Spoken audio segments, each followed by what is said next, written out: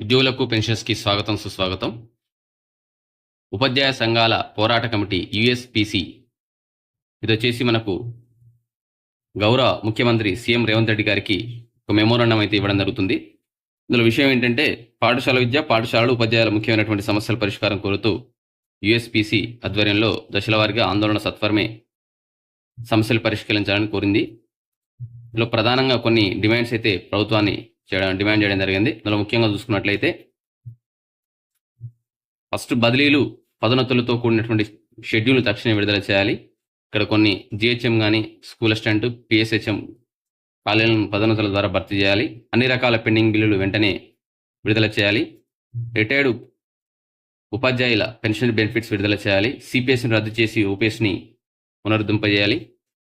అలాగే deputy EO అలాగే DEO పోస్టులు వెంటనే మంజూరు చేయాలి.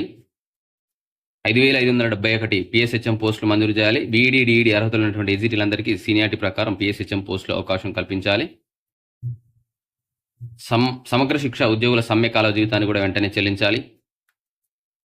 పిఆర్సీ నివేదికను వెంటనే తెప్పించుకొని 1/7/2023 నుండి అమలు చేయాలి. 317 జీవో కారణంగా స్థానికత కోల్పోయినటువంటి ఉపాధ్యాయులకు వెంటనే న్యాయం చేయాలని చెప్పేసి కొన్ని డిమాండ్స్ అయితే చేయడం జరిగింది, ప్రధానమైన డిమాండ్స్. సో ఇది మనకు దీనికి సంబంధించినటువంటి న్యూస్.